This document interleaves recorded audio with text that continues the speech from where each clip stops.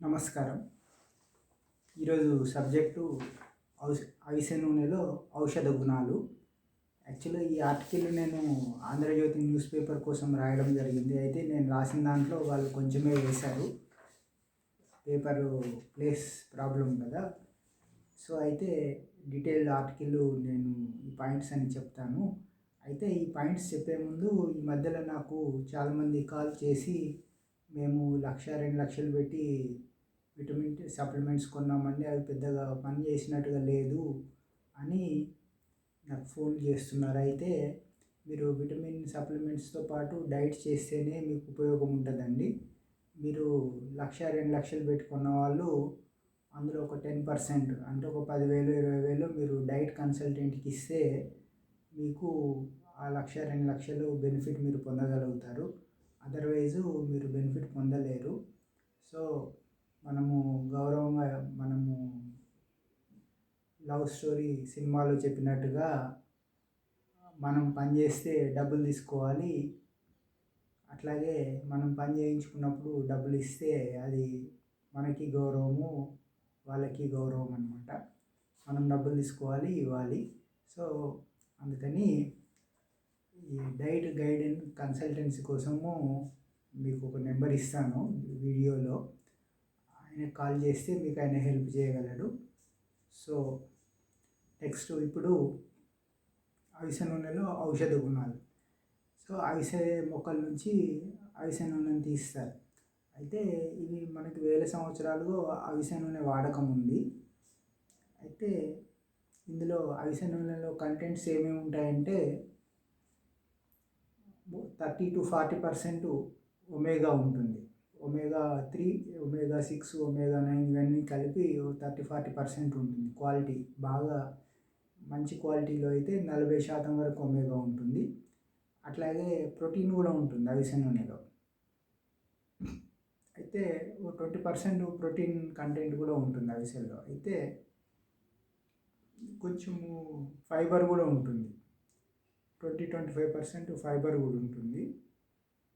అయితే ఇందులో ఒమేగా 3 అంటే మనం ఒమేగా 3 అంటాం కదా, అది దాని సైంటిఫిక్ పేరు ఆల్ఫా లినోలెనిక్ యాసిడ్ అంటాం అనమాట. ఆల్ఫా లినోలెనిక్ యాసిడ్ని షార్ట్కట్లో ఒమేగా 3 అంటాం. అట్లాగే ఒమేగా 6 అంటే ఓన్లీ లినోలిక్ ఆమ్లం అనమాట. అంటే లినోలిక్ యాసిడ్ని ఒమేగా 6 అంటాము. ఆల్ఫా లినోలెనిక్ అయితేనేమో ఒమేగా 3 అంటాం అనమాట. ఇవి బాగా సమృద్ధిగా ఉంటాయి. చేప నూనెతో సమానంగా ఉంటాయి అన్నమాట. ఇది కాక లిగ్నాన్స్ అని, గ్లైకోసైడ్స్ అని, పెప్టైడ్స్ అని ఇట్లాంటి కొన్ని ఎక్స్ట్రా న్యూట్రియంట్స్ కూడా ఉంటాయి. అట్లాగే విటమిన్స్ పరంగా చూసుకున్నప్పుడు అవిసె నూనెలో vitamin A, vitamin B, vitamin D, vitamin E కూడా ఉంటాయి. అట్లాగే మినరల్స్ కోసం చూసుకున్నప్పుడు ఫాస్ఫరస్, మెగ్నీషియం, కాల్షియం, సోడియం ఇట్లాంటి మినరల్స్ అన్నీ తగు మోతాదులో ఉంటాయి. అట్లాగే అమినో యాసిడ్స్ మనకి చాలా ఎసెన్షియల్ అమినో యాసిడ్స్ ఉంటాయి. అవి ఏంటంటే histidine, isoleucine, leucine, lysine, methionine, phenylalanine, threonine, tryptophan, valine ఇట్లాంటి అమినో యాసిడ్స్ కూడా సమృద్ధిగా ఉంటాయి అన్నమాట. మనకి అమినో యాసిడ్స్ దేనికి పనికి వస్తాయంటే కొత్త కణాలు మనకి ప్రతి క్షణానికి మన శరీరంలో కణాలు చనిపోతుంటాయి. కొత్త కణాలు పుట్టాలంటే మనకి అమినో యాసిడ్స్ ఉండాలి, ఫ్యాటీ యాసిడ్స్ ఉండాలి. అయితే ఈ అవిసె నూనెలో అమినో యాసిడ్స్ ఉంటాయి, ఫ్యాటీ యాసిడ్స్ ఉంటాయి, రెండు ఉంటాయి అన్నమాట. అందుకనే మనకి కొత్త కణాలు బాగా వేగంగా పుడుతుంటాయి. దానివల్లనే మనకి జుట్టు బాగా పెరగడము, మంచి చర్మం, కొత్త చర్మం వచ్చిన ఫీలింగ్ రావడం అదే కారణం అన్నమాట. అట్లాగే ఈ ఒమేగా 6, ఒమేగా 3 1:4 ఉంటుంది. అంటే మామూలుగా ఈ ఒమేగా ఫ్యాటీ యాసిడ్స్ అనేటివి చేపల్లో ఉంటాయి, ఇంకా కొన్ని గింజల్లో అట్లా ఉంటాయి, నూనె గింజల్లో. కానీ ఇందులో ఒమేగా 6, ఒమేగా 3 1:4 ఉంటుంది. అంటే మనకి ఒమేగా 3నే మంచిది అనమాట, చాలా మంచిది. ఒమేగా 6 అంత మంచిది కాదనమాట. అయితే ఇందులో ఒమేగా 6 ఒక మాలిక్యూల్ ఉంటే ఒమేగా 3 4 మాలిక్యూల్స్ ఉంటాయి. అంటే మనకి ఒమేగా 3 చాలా నాలుగింతలు ఎక్కువ ఉంటుంది ఒమేగా 6 కంటే. అది చాలా ఈ రేషియో అనేది మనకి ఈవెన్ చేపల్లో కూడా ఇంత రేషియో, ఇంత మంచి రేషియో ఉంటుందన్నమాట. అయితే ఇది చేప నూనెనేమో మాంసాహారం, అవి ఎటువంటి ఫ్రెష్ చేపలు కావు కదా, కుళ్ళిపోయినా చచ్చిపోయినా రకరకాల చేపల నుంచి తీస్తారు. ఇదేమో శాకాహార నూనె అనమాట. సో శాకాహారులు మాంసాహారులు సమానంగా ఈ నూనెని వాడుకోవచ్చు. గింజలు మంచిగా ఉంటాయి కాబట్టి క్వాలిటీ బాగుంటుంది. మెయిన్గా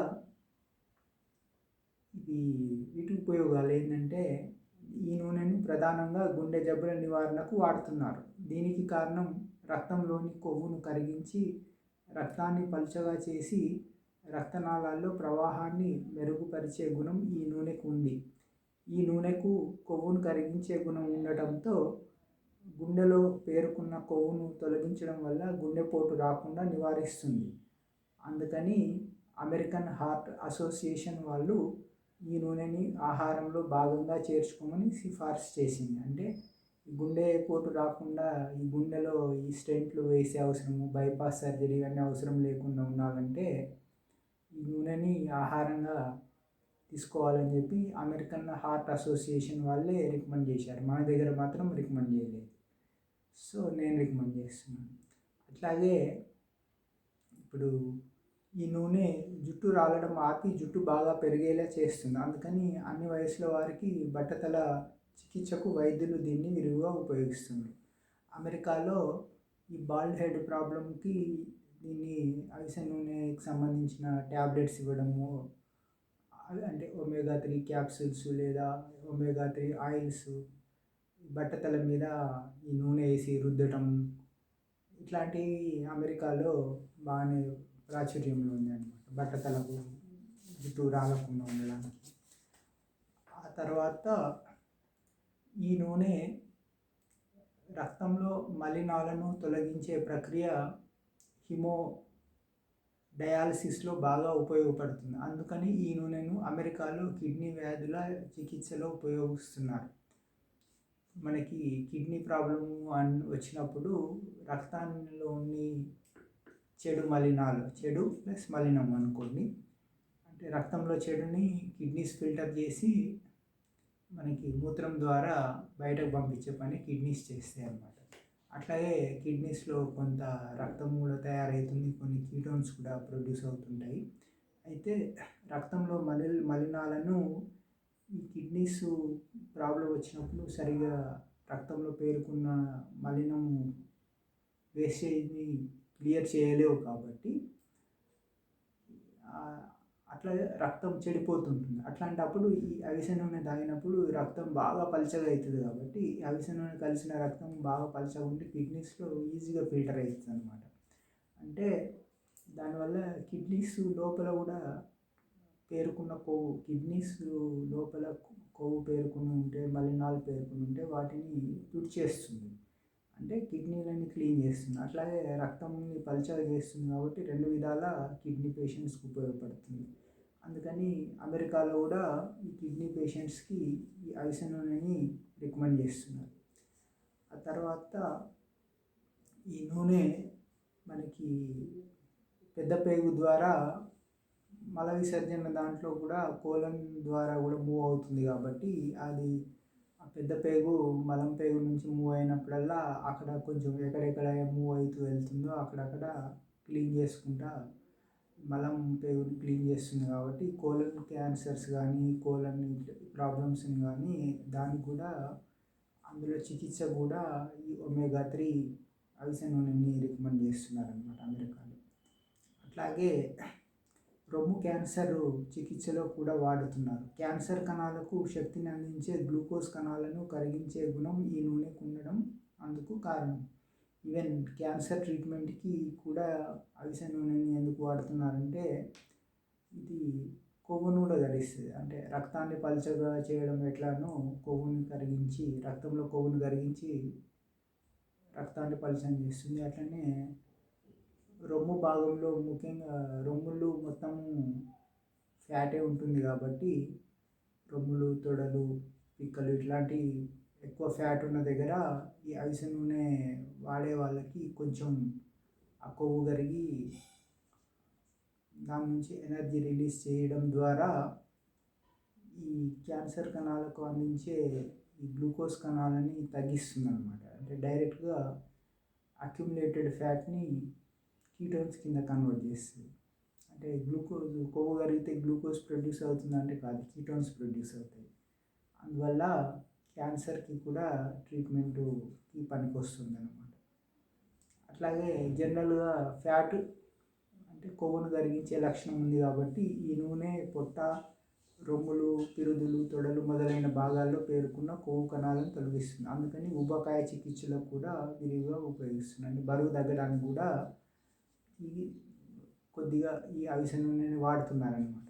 అట్లాగే డయాబెటీస్, మధుమేహ వ్యాధి నివారణలో క్లోమం చుట్టూ ఇతర అవయవాల్లో పేరుకున్న కొవ్వును తొలగించడానికి వాడుతున్నారు. అంటే డయాబెటీస్కి పాన్క్రియాస్ చుట్టూ కొవ్వు పేరుకుని ఉండి దాని ఎఫిషియన్సీ తగ్గిపోతుంది. అటు నుంచి డయాబెటీస్ వస్తుంది. డయాబెటీస్ వచ్చినప్పుడు అన్ని శరీరాల్లో కొవ్వు పేరుకుంటుంది. మెయిన్గా పాన్క్రియాస్ చుట్టూ కొవ్వు పేరుకుంటుంది కాబట్టి డయాబెటీస్ వాళ్ళు ఈ నూనె వాడినప్పుడు అన్ని అవయవాలతో పాటు ఈ పాన్క్రియాస్లో కొవ్వు కూడా కరిగిపోయి మంచి ఇన్సులిన్ ఎఫిషియన్సీగా మారడానికి ఉపయోగిస్తున్నారన్నమాట. అట్లాగే నొప్పులు, ఈ కీళ్ళ నొప్పులు, ఇట్లాంటి ఆర్థరైటిస్, ఆస్టియోపోరోసిస్ వంటి కీళ్ళ వ్యాధుల్లో చికిత్స కోసం ఉపయోగిస్తున్నారు. ఈ ఆర్థరైటిస్ ఏంటంటే కీళ్ళు జామ్ అయితే లూబ్రికేషన్ ఉండదు కాబట్టి కీళ్ళు బిగదీసుకుపోయి ఉంటాయి. మోకాళ్ళు, నడుము, మెడ ఇట్లాంటి ప్రదేశాల్లో ఈ బిగుసుకుపోయిన కీళ్ళని ఫ్రీ చేయడానికి కూడా అవిసె నూనె ఉపయోగపడుతుంది అన్నమాట. అట్లాగే మహిళల్లో మెనోపాజ్ సమస్యల్ని తగ్గించడానికి కూడా ఈ నూనెని వాడుతున్నారు. ఓకే, తర్వాత ఇలా అమెరికాలో విస్తృతంగా వాడుకలో ఉన్న అవిసె నూనెను మన దేశంలో విరివిగా వాడాల్సిన అవసరం ఉంది. ఎందుకంటే చాలామందికి అవిసె నూనె గురించి అవగాహన లేదు. అంటే రోజు కొంచెము అవిసె నూనె వాడుకోవాలనేది అవగాహన లేదు. కొబ్బరి నూనె గురించి కొద్దిగా అవగాహన వచ్చింది కానీ అవిసె నూనె గురించి అసలే అవగాహన లేదనమాట. అయితే అవిసె నూనెని వంటకు వాడచ్చా లేదా అంటే దీనికి బాయిలింగ్ పాయింట్ చాలా తక్కువ ఉంటుంది. అందుకని డైరెక్ట్గా పోపులో కాకుండా వంట మధ్యలో వేసుకుంటే బాగుంటుంది. బాయిలింగ్ పాయింట్ అంటే మనకి మరిగే టెంపరేచర్ అనమాట. మనకి నీళ్ళు మరిగే టెంపరేచర్ని 100 అనుకుంటాం జనరల్గా. అయితే నీళ్ళు కొబ్బరి నూనెకి అంటే 40 degrees కరెక్ట్గా నాకు కూడా తెలీదు. రూమ్ టెంపరేచర్ అయితే మనం జనరల్గా 100 ఫారెన్హీట్ అంటాం అనమాట. అరౌండ్ 35 to 40 degrees మామూలు సాధారణ ఉష్ణోగ్రత ఉంటుంది కదా. అయితే కొబ్బరి నూనె మరిగే ఉష్ణోగ్రత 320 సెంటీగ్రేడ్ ఉంటుందన్నమాట. అంటే కొబ్బరి నూనెని పదే పదే ఎందుకు వాడుకోవచ్చు అంటే మనం 320 డిగ్రీ సెంటీగ్రేడ్ మన స్టవ్ మీద సాధ్యం కాదనమాట. స్పెషల్ స్టవ్లు ఉంటే తప్ప 320 డిగ్రీలు మనం మామూలుగా వంటకి ఉపయోగించే దాంట్లో చేయలేము అనమాట. అందుకని కొబ్బరి నూనె 10 సార్లు వాడినా, 100 సార్లు వేడి చేసినా, 1000 సార్లు వేడి చేసినా మనం మ్యాక్సిమం మాంసాహారానికి కూడా 150 డిగ్రీలు దాటదనమాట. అందుకని కొబ్బరి నూనె సేఫ్. అదే అవిసె నూనెకి వచ్చేసరికి బాయిలింగ్ పాయింట్ జస్ట్ 25 degreesే ఉంటుంది. అంటే జస్ట్ కొంచెం వేడి చేస్తేనే అది బాయిలింగ్ పాయింట్కి వచ్చేస్తుంది అనమాట. అంటే మనం పోపు తాలింపు వేసే ముందర అది బగ్గున దానికదే పెట్రోల్ లాగా మండిపోయే స్వభావం ఉంటుంది అనమాట. అందుకని ఇది ఇంత లూబ్రికేషన్ పాయింట్ ఎక్కువ ఉంటుంది కాబట్టి ఆవిరయ్యే గుణం ఎక్కువ ఉంటుంది కాబట్టి ఈ రంగులల్లో పెయింట్స్లో కూడా అవిసె నూనెను కలుపుతారనమాట. అట్లా అవి గడ్డగట్టకుండా. సో ఇట్లా అందుకని మనం అవిసె నూనెని వంటలో వాడుకోవాలంటే తాలింపు వేయడానికి కాకుండా. అయితే కొన్ని ఒపీనియన్స్ ఏంటంటే 25 డిగ్రీ కన్నా ఎక్కువ వేడి చేసినప్పుడు నిప్పంటుకోకపోయినా కూడా అది ఇందులో ఉండే బెనిఫిట్స్ తగ్గిపోతాయేమో అని ఒక అపోహ కూడా ఉంది. అయితే కొంచెం ఏదైనా వాళ్ళ బాయిలింగ్ పాయింట్ కంటే ఎక్కువ ఉన్నప్పుడు కొంచెం డ్యామేజ్ అయ్యే అవకాశం ఉంటుంది కాబట్టి వంట మధ్యలో తాలింపుకి కొబ్బరి నూనె వేసుకొని వంట మధ్యలో వేసుకోవచ్చు, లేదా దించేటప్పుడు కలుపుకోవచ్చు, లేదా ప్లేట్లో వడ్డించుకున్నాక కూడా కలుపుకోవచ్చు. అట్లా కొంచెం 25 బాయిలింగ్ పాయింట్ వరకు ఇబ్బంది లేదు. సో దీంట్లో అయితే కొబ్బరి నూనె లాగా దీన్ని ఎక్కువ వాడుకోవడంలో కొన్ని సమస్యలు ఉన్నాయి. అయితే మేజర్గా ఏంటి అంటే కొబ్బరి నూనె మనం రోజు 100 గ్రాములు వాడుకున్నా మనకు ఇందులో ఇబ్బంది లేదనమాట. అయితే ఈ అవిసె నూనెని 25 గ్రామ్స్ మించి వాడొద్దని అంటారు. ఎందుకంటే ఇందులో ఈ సైనైడ్కి సంబంధించి అంటే కొంచెం విషతుల్యమైన పదార్థాలు కూడా కొంచెం ఉంటాయి అన్నమాట. బాగా ఇప్పుడు మనం ఒకే రోజు 100 గ్రాముల అవిసె నూనె వేసుకుంటే మన బీపీ డౌన్ అయిపోతుంది. రక్తం బాగా పలచగా ఏదైనా గీరుకుపోయినప్పుడు రక్తము గడ్డగట్టే గుణం కోల్పోతుంది అన్నమాట. అట్లాంటిది సమస్యలు వస్తాయి. అయితే మనకి ఈ జుట్టు బాగా పెరగడం కోసం అవిసె నూనెని మనం రోజు ఒక 25 గ్రామ్స్ తీసుకున్నాం అనుకోండి, తల మీద జుట్టు బాగానే వస్తుంది. కొంచెం కాళ్ళు చేతుల మీద కూడా ఒళ్ళంతా కూడా కొంచెం జుట్టు పెరుగుతుంటుంది అన్నమాట. అంటే కేవలము ఓన్లీ తల మీద జుట్టే కాకుండా శరీరం అంతా ఇట్లాంటి చిన్న చిన్నవి ఉన్నాయి. కొంచెం వేడి ఎక్కువ, బాగా వేడి చేసినప్పుడు మనకి సున్నిత భాగాల్లో కొంచెం దురద వచ్చే ఛాన్స్ ఉంటుంది. అంటే భుజాల కింద, తొడల మధ్యలో ఇట్లా సెన్సిటివ్ స్కిన్ ఎక్కడైతుందో అక్కడ వచ్చే ఛాన్స్ ఉంటుంది అన్నమాట.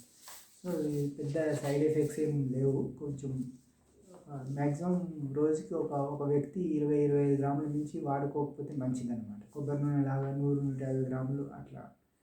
కొబ్బరి నూనె అంటే అది కంప్లీట్గా అమృతం కాబట్టి అది 100 గ్రాములు తీసుకున్నా 150 తీసుకున్నా ఇబ్బంది లేదు. అదే అవిసె నూనెకి వచ్చేసరికి ఇందులో కొంచెం విష పదార్థాలు కూడా ఉంటాయి. ఆ విష పదార్థాలే మనకి జబ్బుని నయం చేసే విష పదార్థమే, కానీ తక్కువ మోతాదులో తీసుకున్నప్పుడు అది ఔషధంగా మారడం అనేది అవిసె నూనె లక్షణం. సో ఇది అవిసె నూనెకి సంబంధించిన ఇంత పెద్ద ఆర్టికల్ వాళ్ళు అందులో కేవలము 25% వేశారు కాబట్టి నేను మీకు చదివి చెప్పాను.